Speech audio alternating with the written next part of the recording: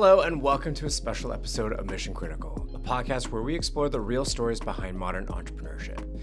I'm your host, Lance Chung, and today I am so thrilled to be joined by Lesley Hampton, an Indigenous fashion designer, small business owner, and entrepreneur who has challenged the way we think about the clothes we buy and wear.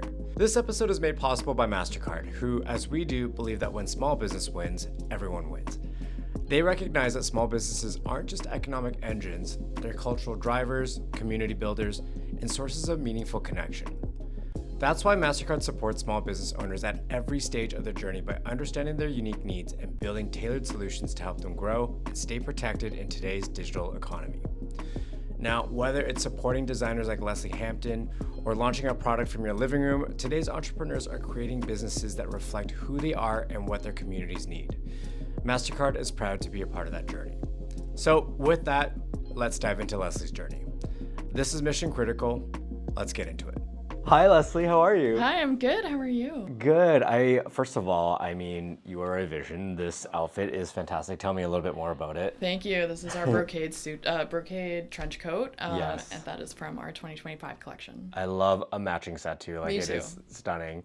Thank you so much for coming in to chat with us. I've been a fan of yours for as long as I've seen or been exposed to your work and seeing it obviously in the industry, our community, and we've also had the chance to meet at a few different events too, which has been so lovely. So thank you for taking the time to come sit with us and just to talk about your whole story. Yeah, I'm so happy to be here. Okay, let's just start off how we usually like to just ask everyone, all our guests, if you can introduce yourself and what's your thesis or what's your perspective on your craft? So, Anin, Lesley Hampton Indigenous, Temagami First Nation in Donjaba. Hello, my name is Lesley Hampton. I am a member of Temagami First Nation located in Northern Ontario, currently reside in Toronto, Ontario, and I'm an artist and fashion designer, and my Indigenous-owned, women-led, size-inclusive brand focuses on mental wellness and body neutrality in fashion through the lens of the Indigenous worldview. So we focus on building community within fashion, focusing on sustainability practices when it comes to making our clothing, and really to include everyone and celebrate everyone in the fashion industry. Yeah, I love that. And I really feel like there's just so many incredible, especially within the Indigenous space, so many incredible designers and talents that are finally getting the visibility and the space. And obviously there's so much more space that needs to be created, but it's so great to see just the diversity of different talent as well that's coming out through creative spaces. And so I'm so happy to have you here. So you become one of the more recognizable designers in Canada, especially with your work seen on red carpets, runways, global stages, TV shows like Miss Kelly Clarkson. What was a moment or turning point that made you realize that you wanted to build your own fashion brand? Because it's a tough gig for sure. So what was the moment where you kind of chose to go down that path? Yeah, so I would say it happened when I was in university. I went to the University of Toronto for art studio and art history. And I went the more academic route because I didn't really see myself within the fashion space. There were no Indigenous designers that I could really see taking up space. There was no designers that were celebrating inclusivity and plus size fashion. So as a curvy Indigenous person, I really just didn't see a space for myself. So I wasn't sure that was a career choice that I could do. And then while I was in university, I was doing kind of all the fine arts, sculpture, photography, drawing, and all of those assignments that I had in school were all ending up to be a conversation about the body and how what you put on the body, how you present the body, that conversation that you can create by doing that. And I was always it ended up just being wearable art pieces and things that I wanted to see on the runway, and I wanted to push that story forward. So it was almost a natural jump over into fashion, and I was so eager by the end of my university degree to really push and try to shake up the industry, that I started at George Brown College after that, and I started my brand the first week I started fashion school. Oh, wow. Yeah. Just dive into the deep end. Dive dive in, Yeah. taking what I was learning in my classes during the day, bringing them to my collections in the evening time. I was skipping out on class to take calls with Fashion Art Toronto. I was invited to Vancouver Fashion Week within that first semester of fashion school. Wow. And it was the collection that I showcased in that at Vancouver Fashion Week that ended up being in Vogue runway. And I was actually able to see diverse bodies and my designs in Vogue. And having that happen so early on in my career, I knew there was like a hunger and a need for it. So it just kind of pushed me forward. It just goes to show that, like, there, even within your first semester, like, and the amount of support and outreach, that there was a definite need and a hunger for diverse voices. It's also crazy to think that, like, it wasn't really that long ago when, like, words like inclusivity and size inclusivity and all that kind of stuff were not really part of the regular dialogue that has been a bit more normalized now. And the fact that that wasn't even something that we had, you know, that you could see represented on in pages of magazines and screens. And yeah, just when you think about it, like, it wasn't that long ago. And now, and then you've made the change for your, like, you didn't see it, so you made the change for yourself. Exactly. I started in 2016, so it was less than a decade ago.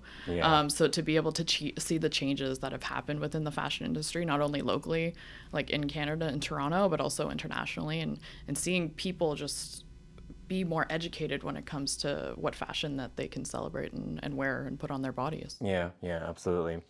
You know, your identity as, like, a member of the Anishinaabe First Nations, as a woman, as someone who grew up between cultures, it's very intersectional and deeply kind of informs your work. How has that shaped your voice as both a designer and an entrepreneur?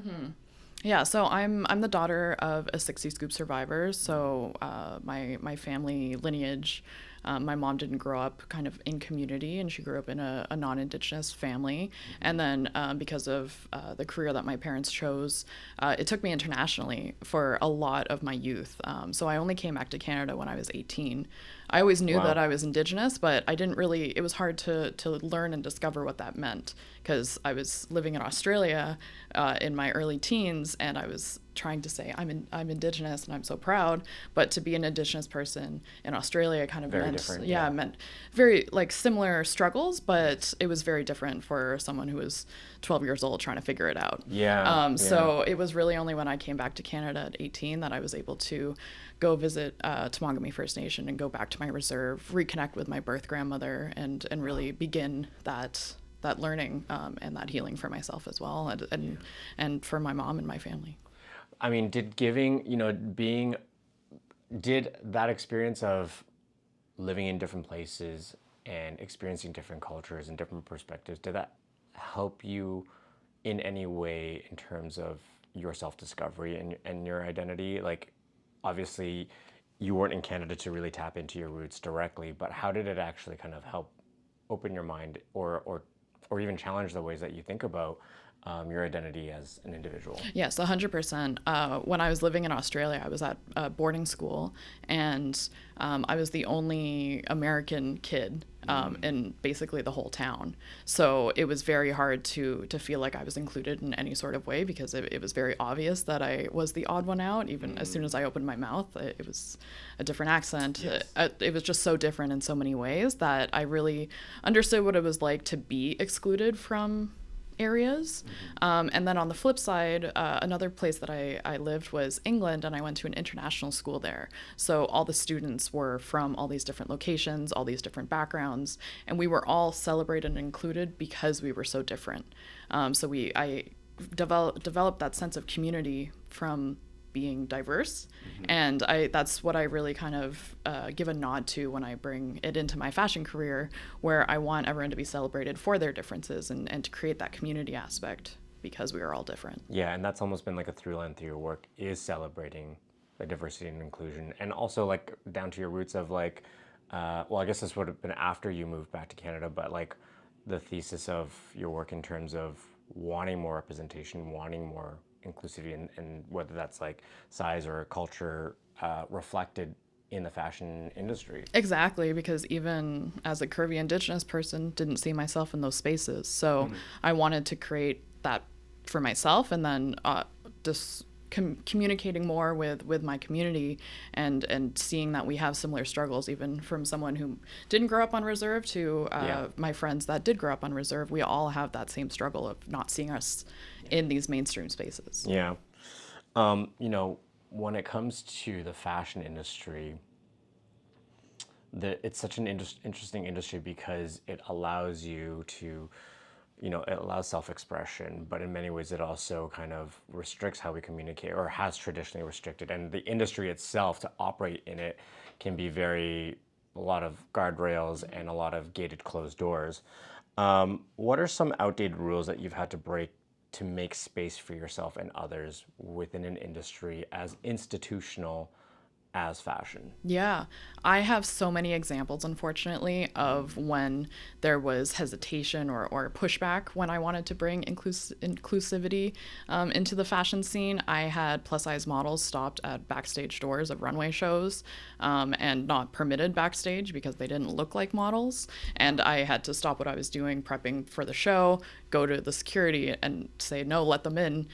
So there's moments like that. The audacity. Yeah, and they were on lists and they still just didn't look like models, so they weren't permitted in. Wow. I had an amputee model on one of my runway shows, and she was testing the traction of her prosthetic limb on the runway vinyl, and she got basically yelled at by the showrunner and to say, come on, hurry up, like you're slowing down. And there's just so many ways where people are so used to a structure, and when we go beyond that structure and want to permit more bodies into this space, there's that pushback that is almost like a microaggression, because they aren't aware that they're doing it, and they're so used to it being one way, and when it diversifies, it's a learning curve for everyone. It's interesting when you think of institutional industries like fashion, and it just, people kind of almost come to accept the things as they are because they've been that way for so long. We had an interesting chat with Dr. Ben Berry, who's the dean at Parsons. I love Ben.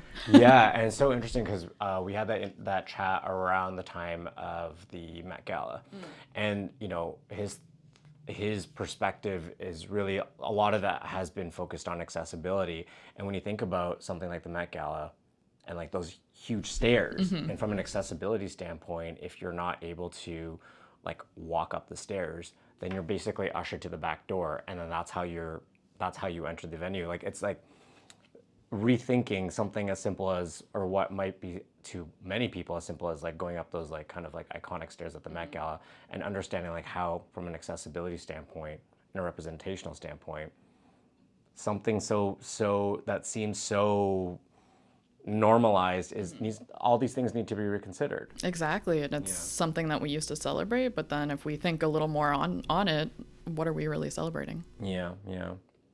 How would you say, as you've evolved as an entrepreneur and a designer, that your definition of success has changed from like that first semester to where you are today? Absolutely. When I started, I wanted that "who are you wearing" on the red carpet. I wanted the press stories. I really loved and got really excited every time we went viral for some moment. We went viral a few times early on in the career, in the brand, whether it was like a hairstyle we chose, or when we brought in inclusivity. Every time we brought and casted a model that was diverse, it always became a major news story. Right. So those were really kind of what fueled me and made me very excited for what I was doing, but those were kind of like the pat on the back, like, okay, I made it moments.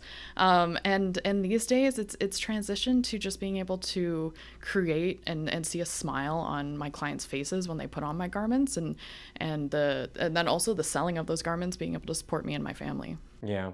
What do you think fueled that change in perspective over the course of your career?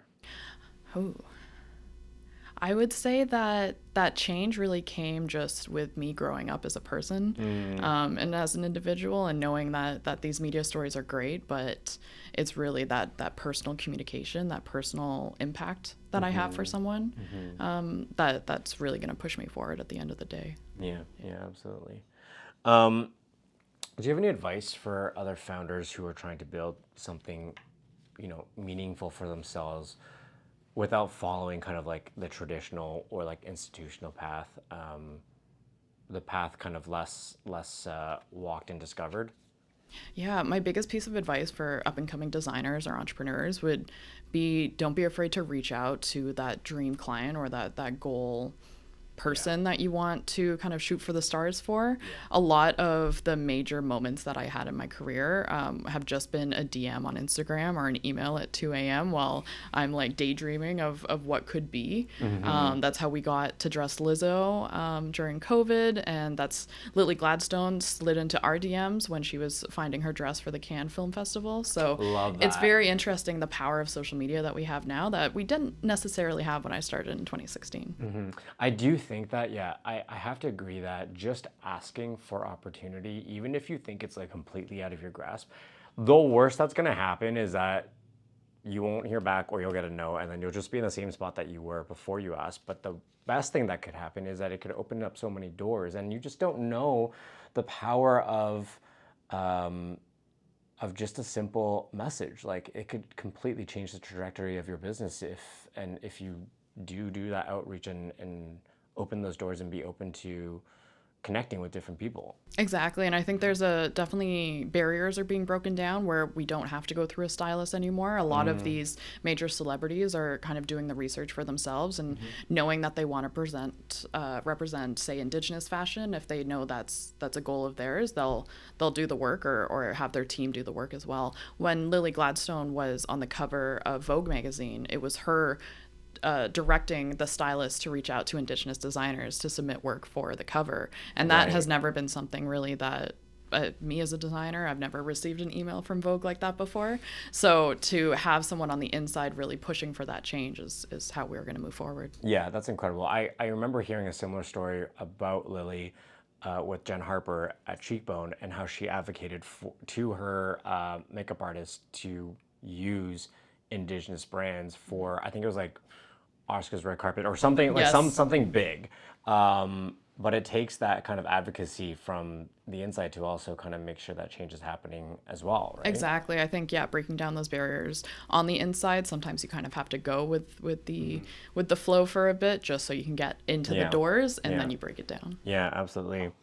As someone who has started, independently, also got a lot of opportunities right when you kind of put out the intention to be a designer, and scaled your business in a very challenging industry where there's a lot of changes happening as well constantly. What kind of support has meant the most to you or has made the biggest difference for you as someone that continues to scale and also just be agile in like a fast-moving industry? I think finding the right mentors was so crucial for me to be either mentioned in rooms that I wasn't in yet, or to be put into rooms that I wasn't really invited into yet.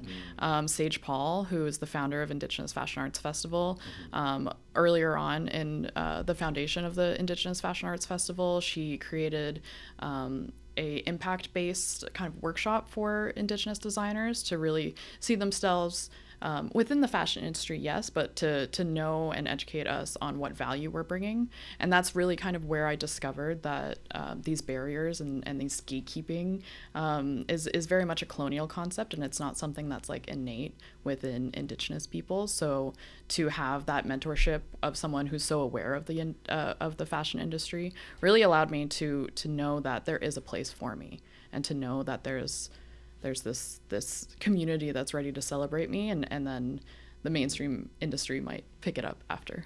Yeah, and just like resource and knowledge sharing within the community, I find, especially within the small business community, I feel, at least in Canada and in Toronto at least, like the overall sentiment is like a very, very much in the spirit of like collaboration. Like, let's see us all win, because there's still space. There is always going to be space for everyone to do well. And if we can all come up together, then that's better for the overall ecosystem too, 100%. right? Yeah.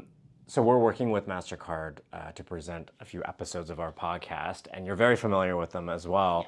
Yes. They support small businesses at every stage of their business along their journey. Why is access to resources, especially financial support, so important for small business owners, especially if they're women and Indigenous entrepreneurs as well? Yeah, I'm so thankful for Mastercard and Pier 5 for the grant and that they gave us, and it wasn't only the financial support, but it was also the community that they invited us into. Yeah. So Pier 5 does great supporting entrepreneurs when it comes to our mental health as well as the business side of it, and that's something that especially for me when I was hustling so many years. In the early days, I put my mental health on the back burner, and it was really hard to focus on that and focus on me, and then also focus on Lesley Hampton, the brand. So to be able to learn the balance within all that is something that is so great when you're able to connect with other entrepreneurs, and Pier 5 and Mastercard really allow you that community and mentorship. What does mental well-being look like to you today? Like, how do you define that through the lens of entrepreneurship and as a business owner? Yeah, I would definitely say that boundaries is a huge one. To be able to make a separation between, like I said, me, Lesley Hampton, the brand, and then me, Lesley, the person. Definitely. So to have boundaries within those two almost lives, to give myself a weekend to focus on my physical health, focus on my mental health, to do therapy, to reconnect with my family. All those different aspects really allow me to balance myself. And I always say that my business isn't thriving unless I'm thriving. So if I'm not doing well, the business isn't really that successful. Yeah. But on the flip side, when I feel great, then the business is doing great. It's like that oxygen mask Exactly. analogy where you have to put the oxygen mask, I guess in this instance, like your well-being in order to support the whole, right? Exactly. Yeah. And we're doing such major changes when it comes to breaking down barriers, bringing inclusivity into fashion. That's really hard work, and it's more than just creating clothing. It's really changing just an industry, a narrative in an industry. So to make sure that you're good because you're representing so much is so important. That is true because, like, I mean, operating a business in and of itself can be so difficult. But then also, if you're trying to change community and culture, that is like another thing on your shoulders that can take such an emotional toll. And just being able to carve out and be intentional about carving out space for the mental well-being is so important. Did you ever was there ever a point where you felt guilty about making that time and that energy for yourself and like taking time off in order to help yourself in order to then become back energized? Was that ever a thing that you... I got to the point where it wasn't a choice.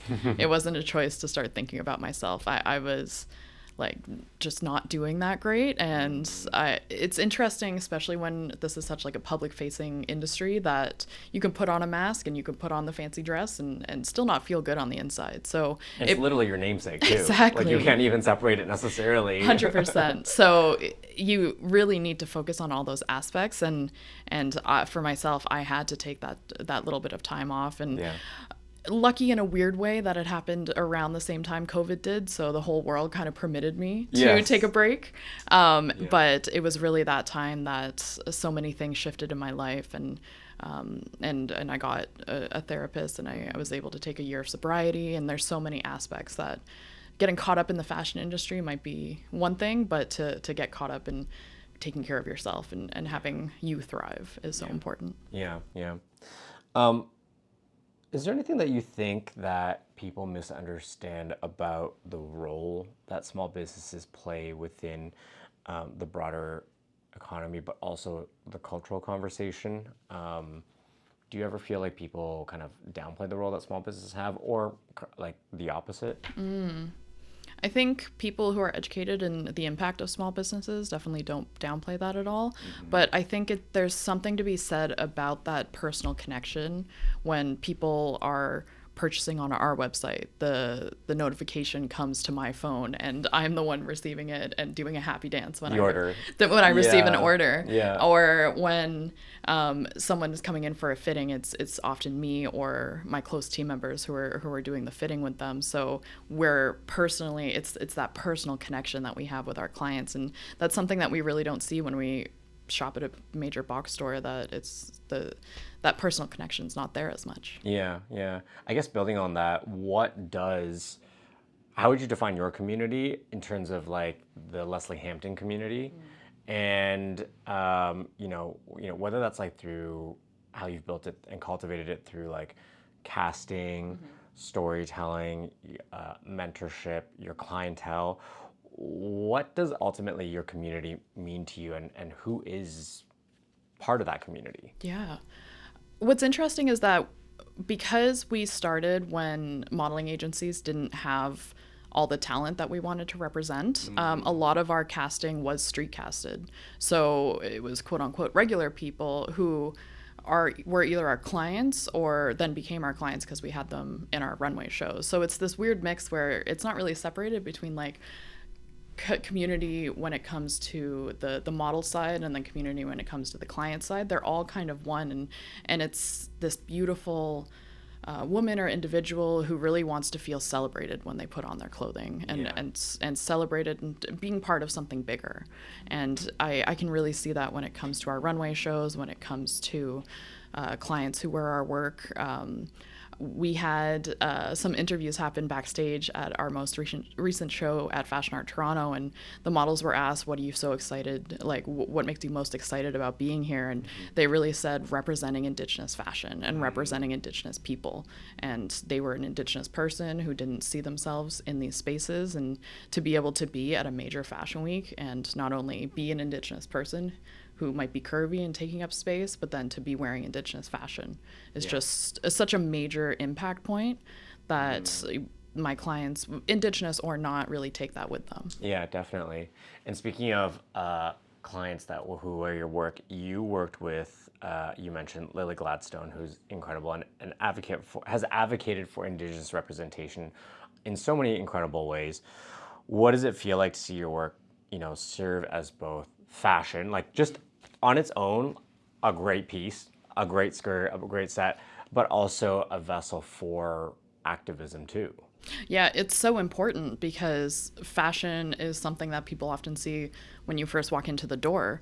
And it's something that you as an individual, it's the first choice you make at the beginning of every day. So to have that personal connection with these people who are putting clothing onto their bodies and putting basically that story onto their bodies is so intimate, and it's so crucial because they understand the importance of that story that they're putting out into the world. And I really saw that when Sandra Oh wore our pieces for the Order of Canada, for her Order of Canada ceremony, and she discovered us just a month before, and she's like, that's the suit I need to wear. And it was this incredible two-tone suit. We had Indigenous beadwork along the collar, and not only was it a great piece that could be like on a best dress list, but it had so many layers of storytelling within it. And then for someone like Sandra to know that and want to represent that, and for the Order of Canada wearing Indigenous fashion is so impactful. Yeah, like that speaks volumes and has so many layers to it. She seems like a real one. Yeah.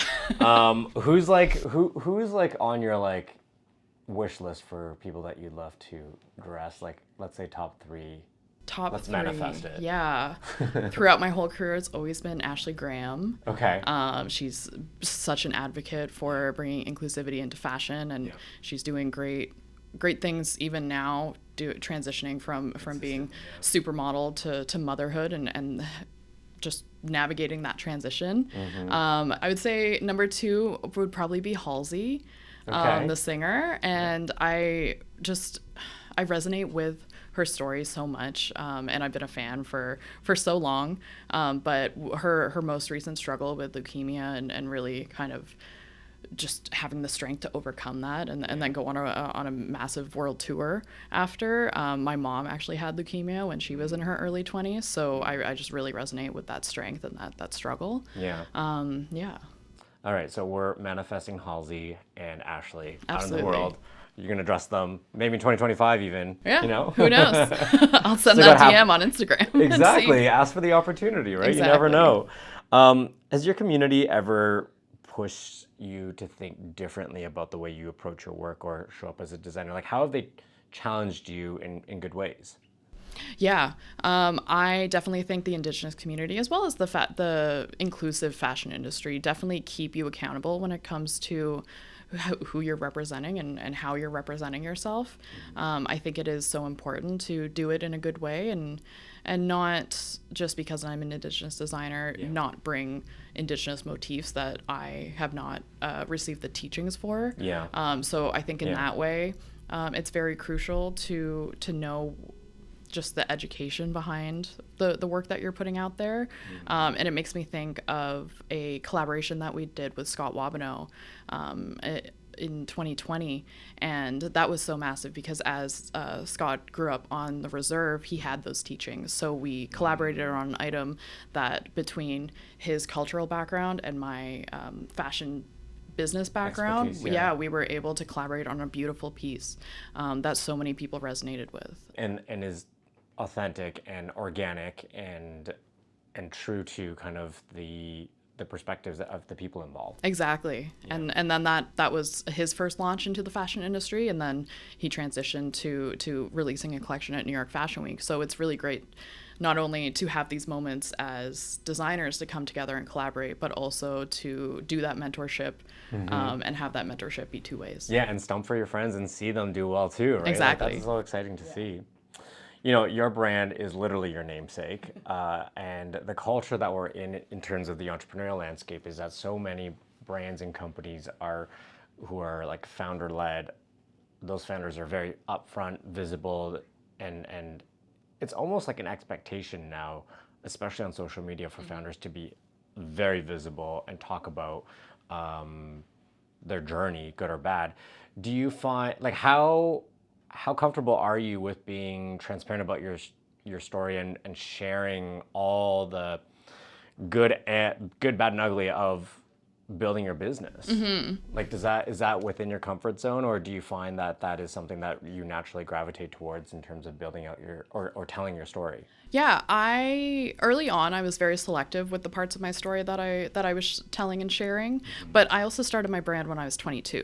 So I was still a kid in these rooms with really successful people, and I had to put on a front, and I had a lot of imposter syndrome when it came to how I represented myself, because I was always the youngest person in the room.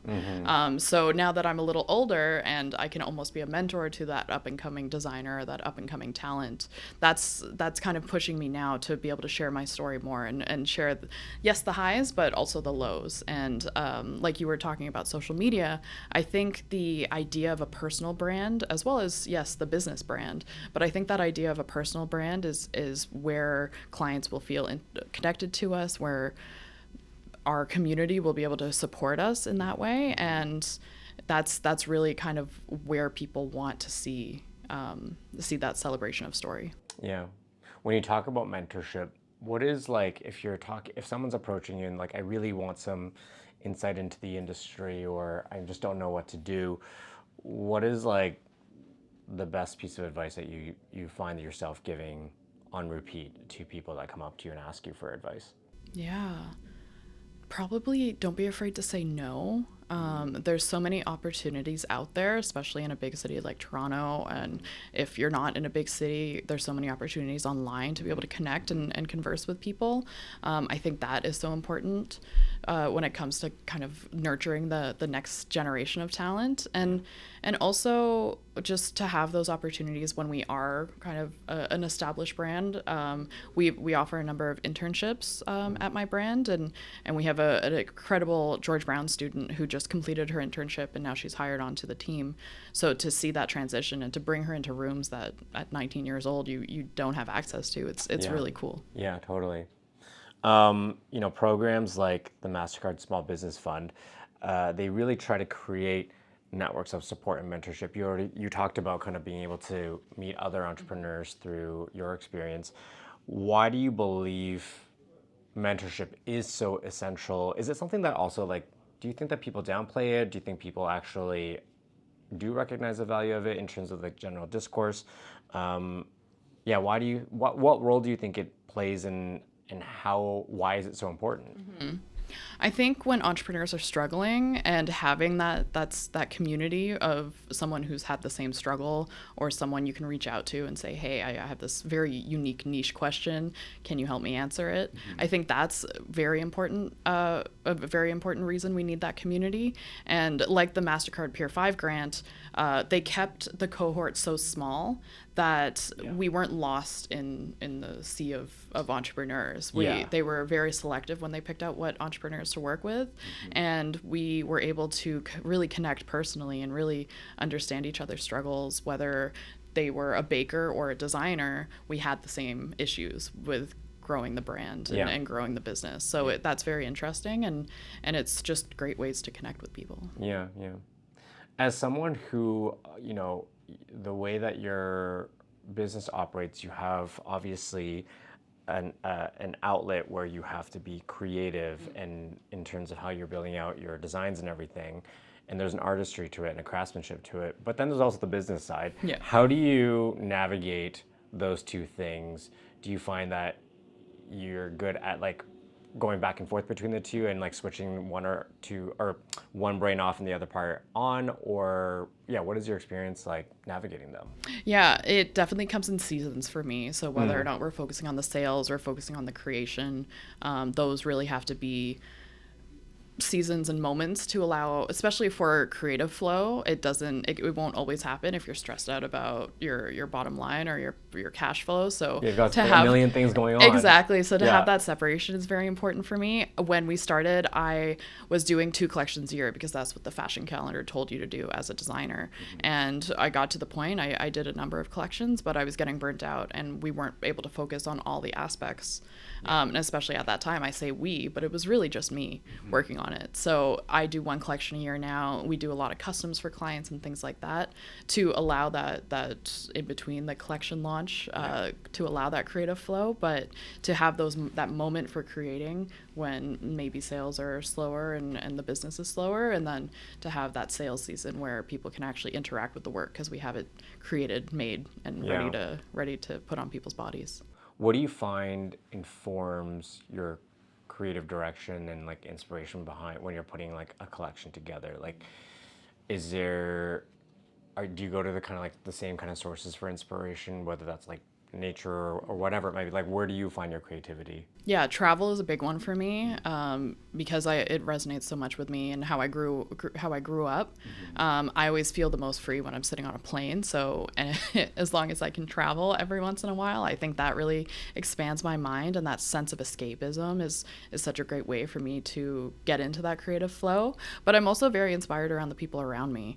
A lot of our collections that we have released throughout the years have been inspired by the people closest to me, whether it's a reconnection journey that me and my mom are embarking on, or whether it's a mental health struggle that one of my peers has experienced. Those really, they inform me on how I want to create a story to put out into the world and lead to that sense of inclusivity for everyone, because we all struggle with the same things. Yeah, it's true. It's a through line, regardless of what your business is about. Exactly. As someone who's built a brand based off of like vision and values, and not just trends, which is such a big part of the fashion industry. How do you think the role of the founder is evolving, and what excites you about that evolution of that role? Yeah, I think designers back in the day, we were kind of, during a runway show, you would see them for maybe 2 seconds as they pop out, do their little wave and run backstage again. Yeah. And I think what's really interesting now is people want to hear from us. They want us to be that thought leader when it comes to what we're putting into our fashion brand, because it's not just clothing. It's the ideas and the impact that we're trying to create with the brand, because there are so many brands out there and it's very oversaturated in a fashion industry market. So it's what sets us apart and how do we communicate that with the world. Yeah. And what excites you the most about the future of Indigenous talent in general, whether it's a fashion designer or a stylist or a makeup artist, like within kind of your industry, but also what you've seen from an intersectional standpoint across other industries? What excites you the most? Ooh. I think what excites me most about that is that people are really seeing the appreciation of Indigenous made work or Indigenous led projects. So we can see that with North of North. And Anna Lamb is such an incredible lead, and she's been acting for years, but she's finally getting her moment because it's no longer a niche topic. So to see these incredibly talented Indigenous individuals taking up space in the mainstream market, but not just because they're Indigenous, but because they are so talented. And because we've broken down those barriers or continuing to break down those barriers, people just understand that the talent is there and it's not just a niche topic. A lot of my career, Indigenous fashion was always a niche, but we are fashion, and we are the first fashion that was on this land of North America, so we should have been included in these spaces long ago. So the fact that we are being included now, and you can see not only Indigenous fashion weeks, but you can see fashion designers like Ocean Kiana or Lindsay King taking up space in mainstream fashion shows and mainstream fashion weeks. That's where we want to see it going. Getting the Vogue features, getting on the red carpets, like the TV shows and everything, just regardless of their identities, but also because that, like, it's just because of talent too, because of the caliber of their work. Absolutely. What I also, just from my perspective too, which I think has been so beautiful to see, is that I feel like because more stories have been told,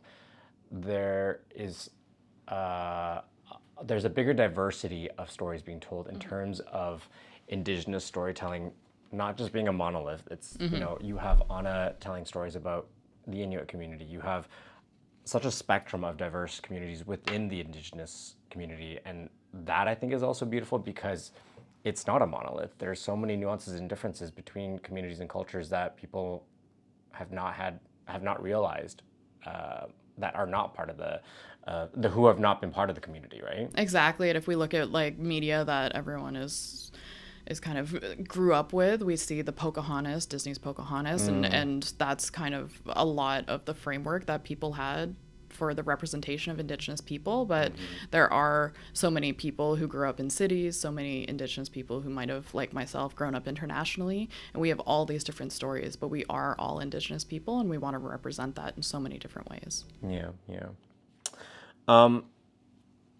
As your platform grows, how do you remind yourself of, or even just as when you go through the motions of the journey of an entrepreneur, good and bad, how do you stay grounded? How do you remind yourself of like your thesis and your perspective and your values?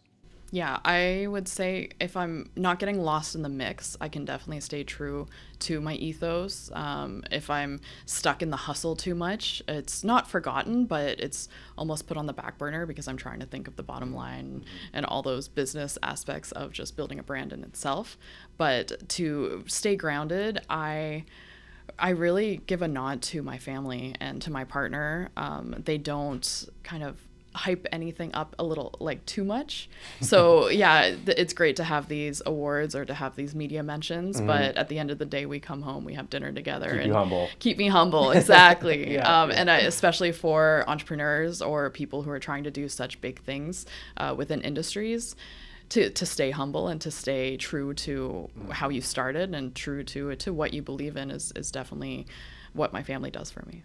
And it's I think in the entrepreneurial community too, you see a lot of big splashy headlines, with entrepreneurs like selling their business for millions or billions of dollars, or this award or this and that, and it's like it almost can feel like a rat race, but then just kind of bringing yourself back to like your 2 feet on the ground and like the people around you, and being reminded about like the importance of humility too as an entrepreneur. Exactly. And specifically in fashion or media in general, it is such a rat race, such a competition, that you do have to kind of look inward and remind yourself that you are separate from the brand. And it's great to be successful and have those headlines and have those things, but at the end of the day, who are you coming home to? How do you feel when you come home? Those are the things that keep me grounded, keep me going. Yeah, that's important. Lesley, I've loved our chat. This has been so wonderful, like just learning about your story and just your perspective, and just I just loved also following your story on social media and just seeing how, one, just like the designs are incredible, and also two, just seeing the joy and celebration that people have from how they feel when they wear your product. I can tell just from the pride that they have when they're wearing your dresses and your skirts and your jackets. Yeah, it's really cool to see. Thank you. Yeah, it's so exciting to empower people with what we put on their bodies, and they're telling such great stories. So to be a part of their journey is so exciting for me. Love that. Well, thank you so much for your time. McRich, thank you for having me. Whether you're building something on your own, supporting someone who is, or dreaming of taking that first step, we hope you're walking away feeling inspired, energized, and connected. We invite you to take the next step by joining the Mastercard Small Business Community, which provides small business owners the opportunity to learn, grow, and connect with Mastercard and its partners, plus gain access to events and resources to help manage and expand your business. You can sign up at mastercard.ca/smallbusiness and become part of a network that's as ambitious and purpose-driven as you are.